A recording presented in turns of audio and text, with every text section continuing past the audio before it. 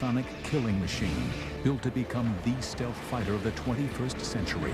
Packing a deadly array of state-of-the-art missile systems, it excels at both close-in dogfighting and precision strike ground attacks. Invisible to enemy radar, it can intercept and strike any target without warning. America's newest superweapon, the FA-22 Raptor, next on Modern Marvels.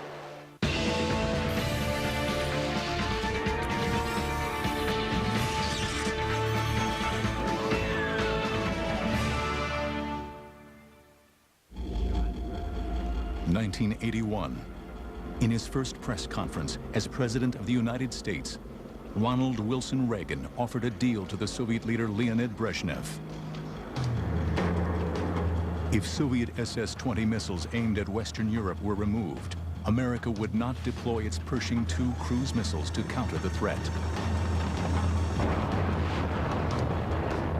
Throughout the 1960s and 70s, the Soviets developed different missiles to attack in different altitude bands. You couldn't fly under the missile threat. You couldn't fly over the missile threat. You had to deal with the missile threat.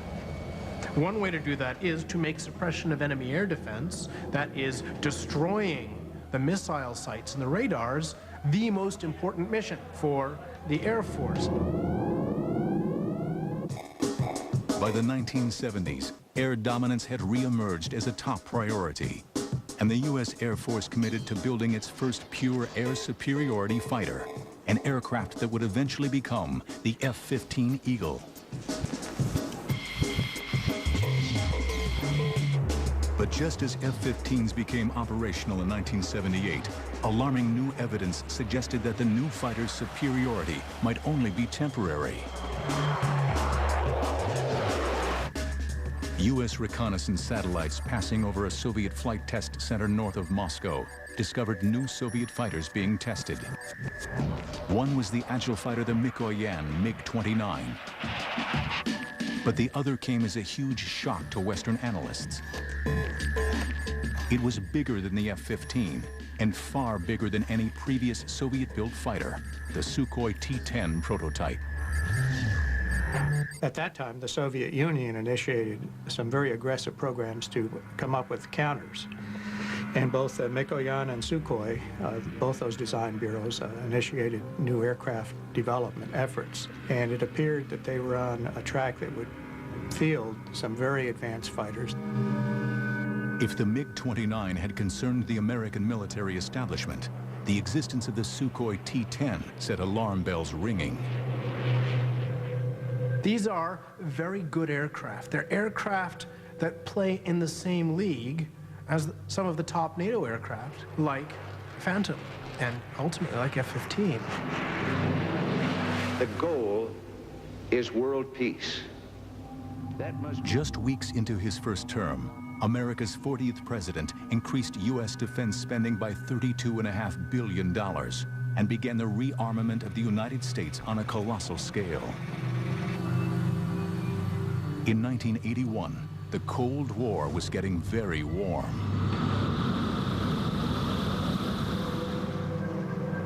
As Reagan and Brezhnev squared off, the U.S. Air Force concluded that it urgently needed a replacement for its F-15, an advanced tactical fighter, or ATF, that would have no equal.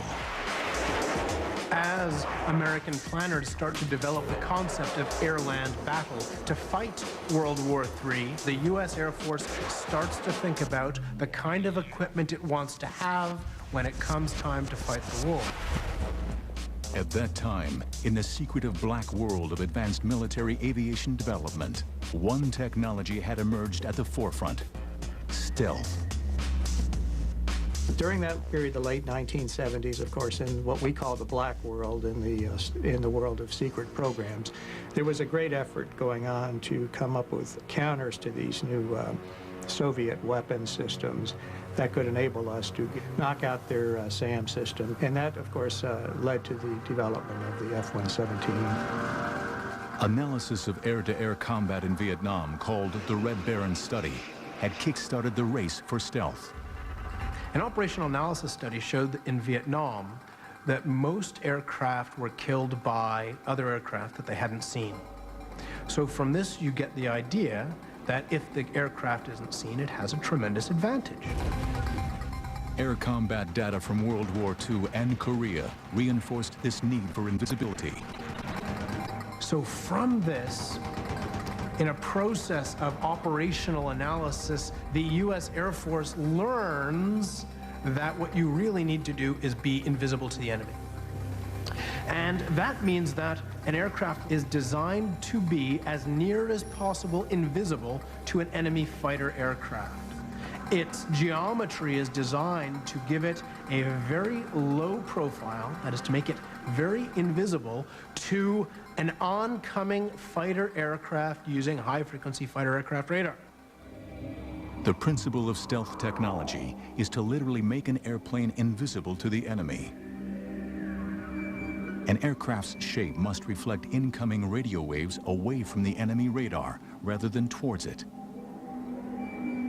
To further obscure the warplane's visibility, an aircraft is then covered in materials that absorb radar signals.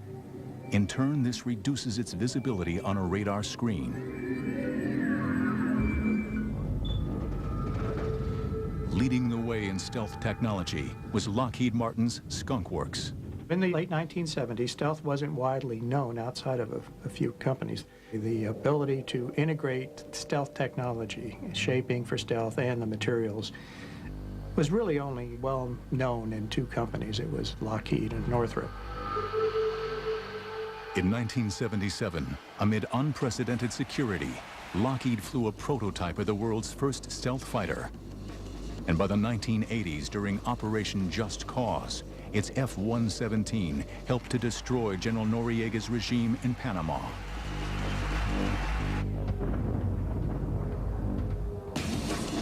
Now, the U.S. Air Force decided that any new fighter must incorporate stealth technology and identified two other areas in which a future air superiority fighter should excel.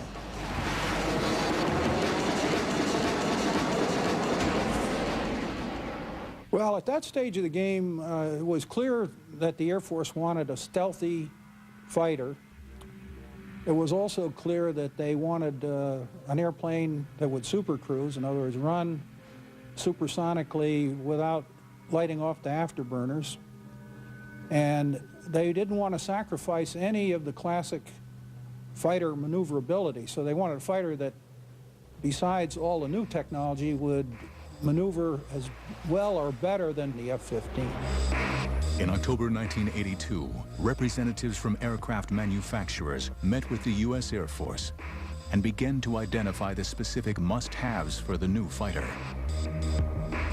It must be a supersonic cruise aircraft with a combat radius of 700 to 900 miles, with reduced observables if possible.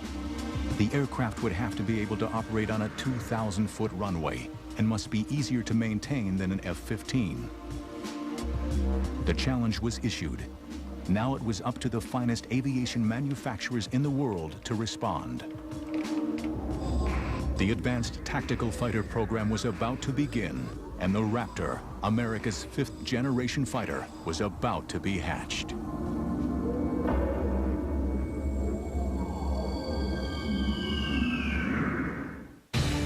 The FA-22 Raptor is so stealthy, it appears the size of a bumblebee when detected by radar, even though it's more than 62 feet long with a wingspan of 44 feet. Modern marvels will return in a moment. By 1983, U.S.-Soviet relations had reached a new low.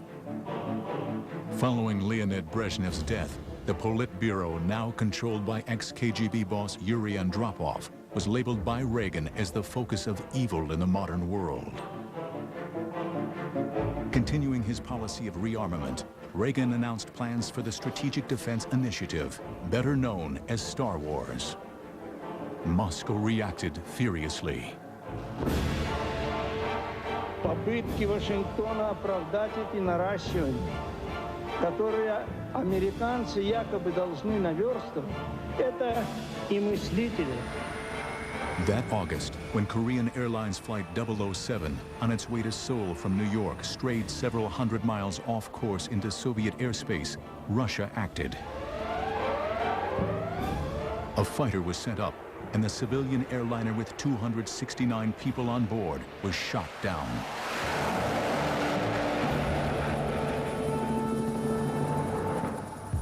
The shooting down of KAL-007 sent shockwaves around the world, straining international relations almost to a breaking point. What can we think of a regime that so broadly trumpets its vision of peace and global disarmament, and yet so callously and quickly commits a terrorist act to sacrifice the lives of innocent human beings?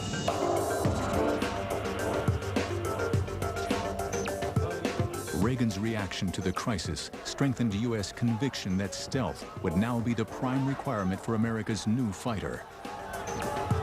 Some senior people in the Pentagon looked at the stealth requirements and decided they were inadequate, and they radically changed them. So stealth became a really major, dominant requirement in the program. In this politically charged climate, the U.S. Air Force created its Advanced Tactical Fighter, or ATF, System Program Office. Based at Wright-Patterson Air Force Base in Ohio, Colonel Albert C. Piccirillo was placed in charge of the division. One of the things we really wanted was the ability to leverage stealth in a high-performance fighter. And we also wanted this high-performance fighter to still be capable of good close-in, within visual range maneuvering capability. In fact, we wanted more than just existing capability in some areas. Manufacturers were invited to submit concepts for an aircraft with an operational radius of 800 miles, enough to allow it to operate over the entire central region of Europe from bases in central England. It should have low observable characteristics and be able to cruise at Mach 1.5 for an astonishing 600 miles. We weren't building an airplane for the 1990s, although that was what we were trying to do. We were really building a fighter for the 21st century that could take on all of the advanced threats that the Soviet Union was likely to throw at us. All of the teams had their work cut out for them. But on top of this, the military added another complicating factor.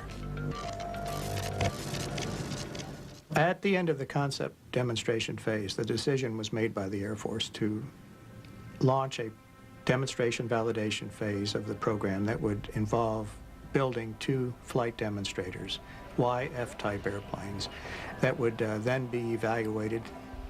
They didn't have to have full armament, they didn't have to have avionics, they didn't have to have stealth coatings. But essentially, they were going to go out and show us what you can do.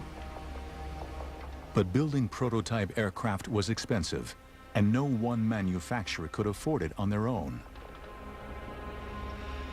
They all know that they must invest so much money in developing that if they don't get the contract, they're going to be so out of pocket, it's going to hurt the company badly. Each manufacturer would submit a design for the demonstration valuation, or DEM-VAL competition, but agreed that the winning company would be the prime contractor and its partners subcontracted to produce major components. Everybody's investment will be at least partly repaid because everybody gets a piece of the action. 7 designs for the Air Force competition were submitted for final evaluation. All of the 7 contractors came in with designs that were very feasible, and that could have been built. The question was, which were the best, and then how did we determine that they really were good enough? 2 manufacturers with strong experience in stealth technology, Northrop Grumman with its B-2, and Lockheed Martin with its F-117 led the way. Northrop's Advanced Tactical Fighter, or ATF design, was for an alien-looking aircraft with diamond platform wings and huge V-tails. It was a design that stressed speed and stealth. Northrop came in with an airplane that really, from the very beginning, looked just like the YF-23 that eventually was built and flown. Lockheed's entry echoed that of the F-117. Its vectored thrust, arrowhead shape, trapezoidal wings, and 4 tails ensured that the aircraft would be maneuverable. The fact was that Lockheed and Northrop had significant advantages in the fact that they had built stealth aircraft and flown them. There's a big credibility factor there. On October 31st, 1986, both Lockheed and Northrop's ATF designs were declared the winners. Under the terms of the Demval competition, each team would build 2 aircraft. At the end of the process, one of 2 designs would become America's new advanced tactical fighter. Costing billions of dollars, the new fighter would make a technological leap into the 21st century. The FA-22's radar system gives the aircraft a first look, first shot, first kill capability. That means it can see an enemy plane first, fire a missile, and destroy the target without the pilot ever knowing. Modern marvels will return in a moment. They were never trained for this. You don't get scared. The Soviet Union, the shapes of the 2 rival designs were finally unveiled. And now, ladies and gentlemen, I proudly present to you the YF-22A, prototype for U.S. air superiority in the 21st century.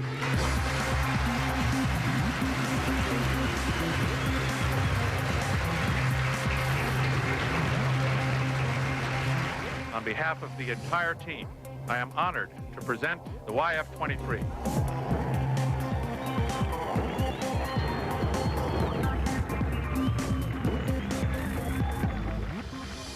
Northrop's version, called the YF-23, closely resembled its original design. Well, it was a most unusual looking aircraft, very futuristic. It had twin V-tails as opposed to what we call a cruciform, twin verticals and twin horizontals.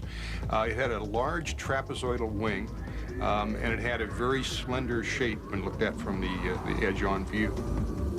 In contrast, Lockheed's design, called the YF-22, seemed surprisingly conventional, with 4 tail surfaces, vectored thrust, a broad, solid body, and a conventional wing.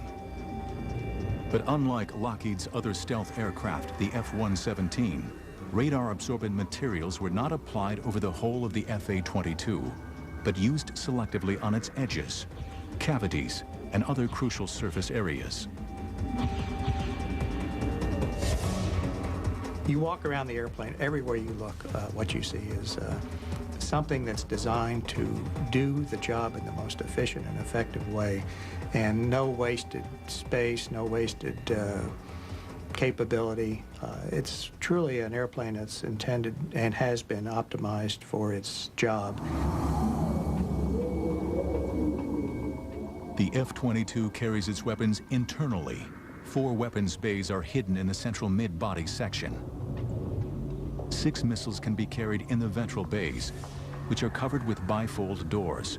The side bays will each hold 1 Sidewinder missile carried on a trapeze launcher. The mid-body section also houses the fighter's landing gear and complex inlet ducts. Right from day 1 on the F-22, we decided to put S-shaped inlet ducts on it. So the airplane is built with S-shaped inlet ducts so that there's no way a radar is ever seeing the forward face of the jet engine. Attached to the mid-body is the forebody, which accommodates the cockpit and advanced avionics.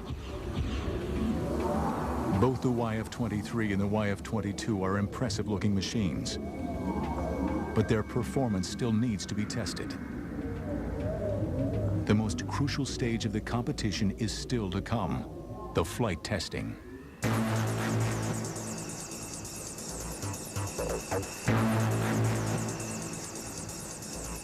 Northrop was first in the air. In August 1990, the YF-23, flown by Paul Metz, went airborne.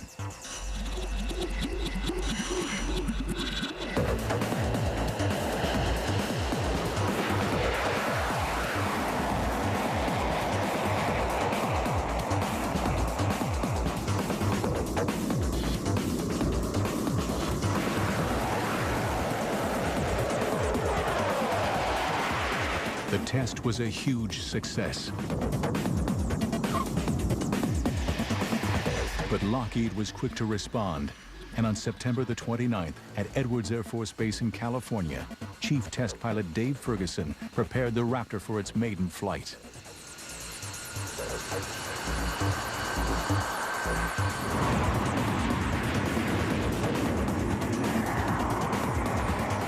And I felt the only thing in this airplane that's ever flown before was me. And I think in the back of my mind I was saying, please fly, when I pulled the nose up, and it just lifted off.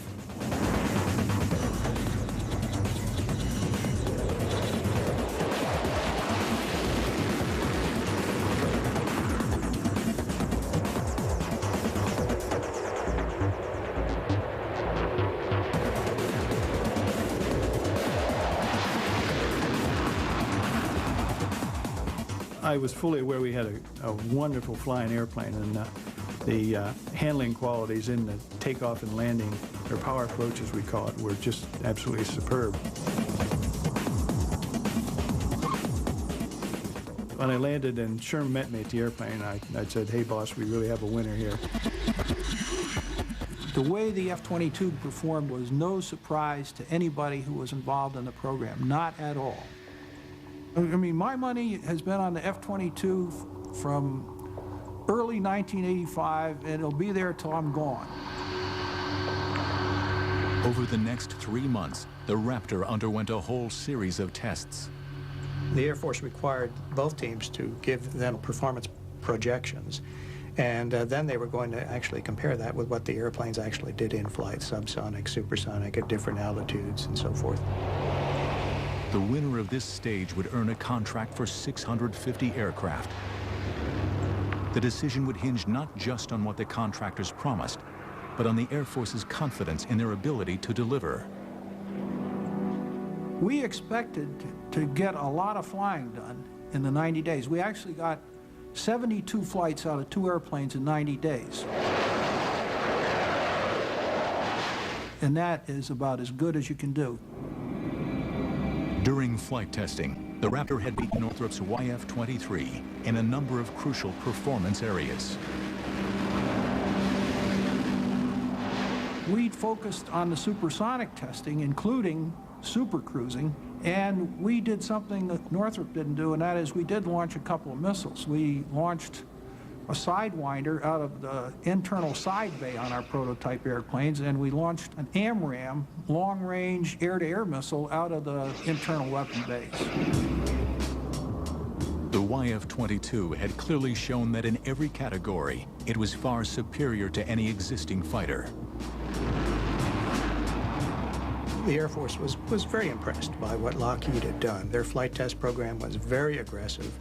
They flew hard and fast. They flew many more hours and sorties than Northrop did. And all of that gave the Air Force confidence that they knew what they were doing, high confidence, and they could build a superior airplane.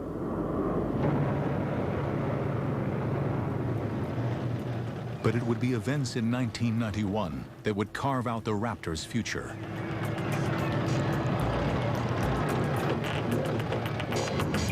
"22 minutes after midnight on January 17, 1991, Lockheed's stealth F-117 spearheaded U.S. strikes against Saddam Hussein's regime.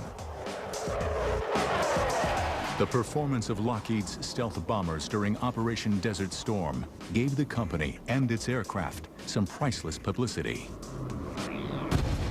I think clearly Lockheed was benefited in 1991 by the Gulf War, where the F-117 was a star performer. And there were skeptics of stealth, even as late as that.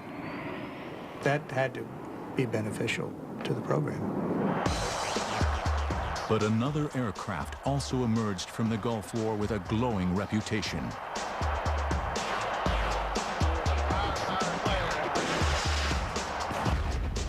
The F-15, the aircraft destined to be replaced by the ATF, emphatically confirmed its status as the foremost air superiority fighter in the world.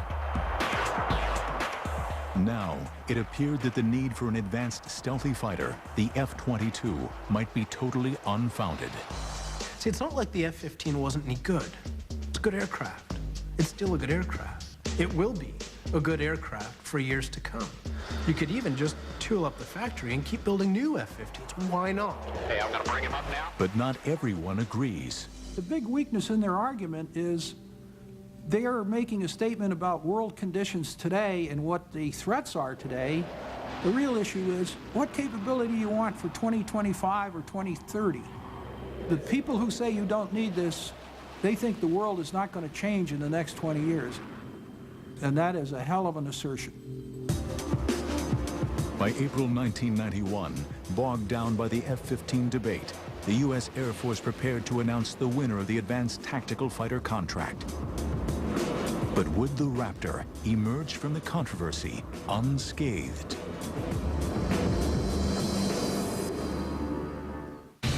The F-A-22 is the first fighter aircraft with the ability to supercruise.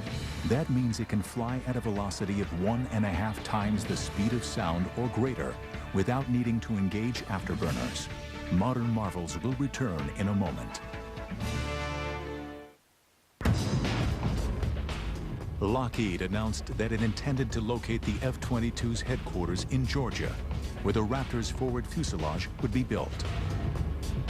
General Dynamics would build the F-22's mid-body section in Fort Worth, Texas, and Boeing would manufacture the wings and tail in Seattle, Washington.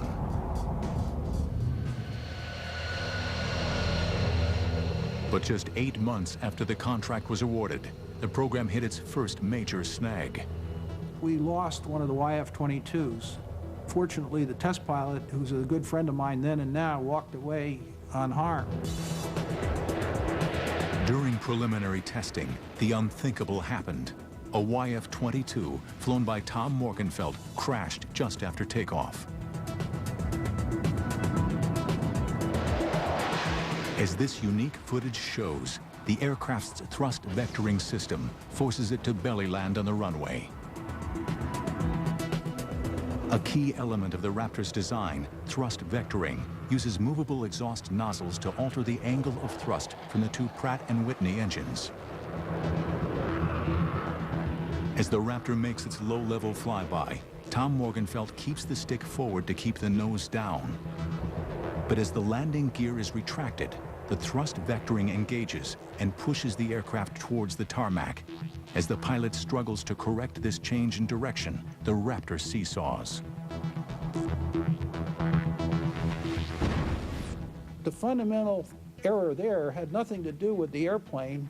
It had to do with the fact that you don't fly a green airplane and fly it at low speeds, at low altitudes. The cause of that accident was stupidity on the part of the management. It had nothing to do with technology. Despite the loss of the stealth aircraft, the program had achieved its major goals.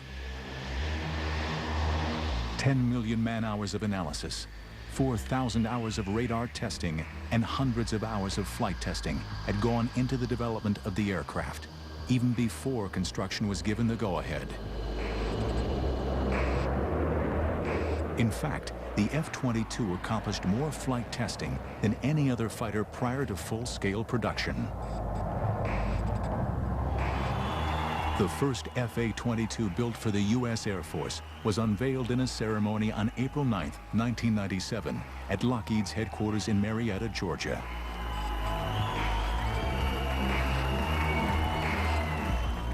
Now Air Force pilots would get the opportunity to check out the new aircraft for themselves. I would call the Raptor the Miss America of all aircraft. It's got the talent, it's got the bikini contest won, it's beautiful, it's got all the capabilities. It really wins the show in every aspect. The airplane is eye-watering. It does everything the pilot asks of it, and it is very good at what it does. First flown by the Air Force in 1997, pilots at Edwards Air Force Base have exceeded 2,000 flight test hours in more than 900 missions.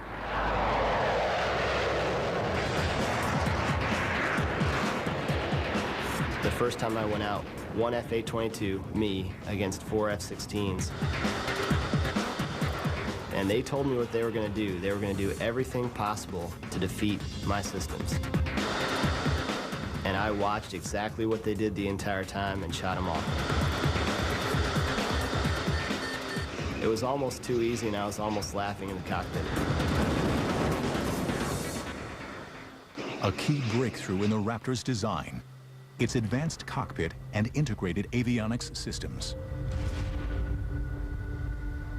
But I think really where the Raptor gets its amazing capability is the fusion of all of the different sensors on the aircraft. You have a tactical scope that combines the information of all the other sensors on the aircraft into one display for the pilot. So as a pilot, you don't have to sort through the radar or another sensor to see what's going on around you. Information is power, and the way this airplane displays information to you, it gives you knowledge of the battle space. It's all about seeing what's out there in front of you and being able to make decisions about what to engage, when to engage, and how to engage it. I'd say integrated avionics does two things for me. Number one, it makes me a lot safer. It gives me less chance to crash my jet. It also makes every pilot who flies this aircraft more deadly. Instead of having to do 6 or 8 steps to achieve a kill, you really only have to do one. The Raptor carries a formidable array of ordnance. All of the Raptor's weapons are housed inside the aircraft.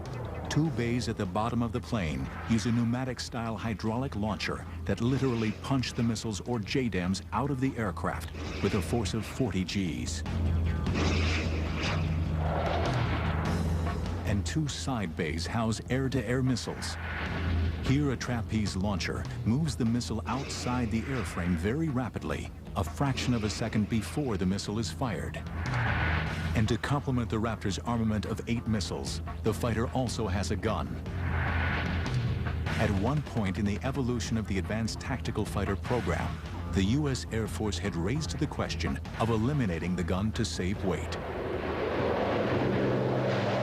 I think that the designers of the F-A-22 realized mistakes of the past, like the F-4 initially being designed without a gun, and realized that you should never say never about a threat that you're going to face or a situation you're going to find yourself in. And so the Raptor has designed itself a gun. Will anybody get close enough for us to use the gun? Well, hopefully not, probably not. By the late 90s, pilots in the Raptor program were convinced that their aircraft was made of the right stuff and would easily be able to outperform and destroy any other fighter in existence. It is the sum of the parts that makes the F-A-22 so capable. Probably most important in my eyes is the stealth. Having an aircraft that nobody can see is just a tremendous, tremendous advantage. The speed, the maneuverability, the precision, all those factors are incredible also. So when you put everything together, the Raptor's just incredible. But this belief was exclusively based on controlled flight and missile firing exercises. What the Raptor's pilots really needed was combat experience, and they were about to get it. America's untested 5th-generation stealth fighter was about to go head-to-head with a combat-seasoned air superiority fighter, the F-15 Eagle.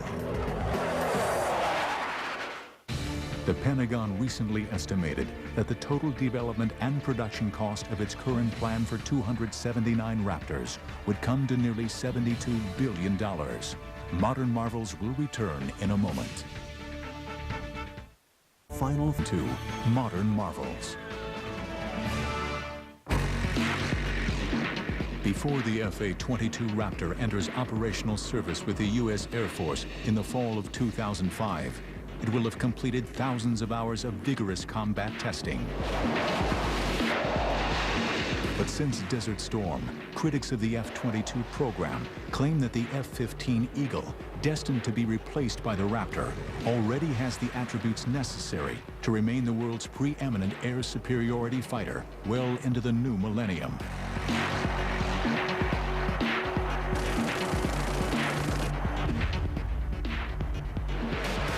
It is a view dismissed by the U.S. Air Force. If you look at the F-15 and the F-18 and compare it with existing fighters that are sold around the world today, you'll find that today we're almost at parity. If we ever run up against an enemy that has the ability in terms of the air crew to use those enemy fighters, we will have a tough time with the current generation. The F-15 is a great aircraft, and in air-to-air it is outstanding. However, with the production of new fighters that are being produced today and also some surface-to-air threats, there are situations in the F-15 that would make me nervous.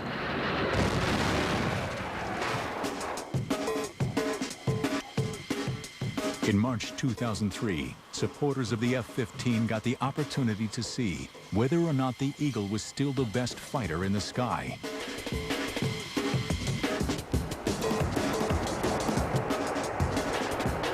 Five F-15s would go head-to-head with a single Raptor. Although no missiles would be used during the exercise, the sorties would closely resemble actual combat. No mercy would be given by either side. This was a kill or be killed exercise. There was 5 adversaries and me, and my biggest concern was running out of weapons too soon.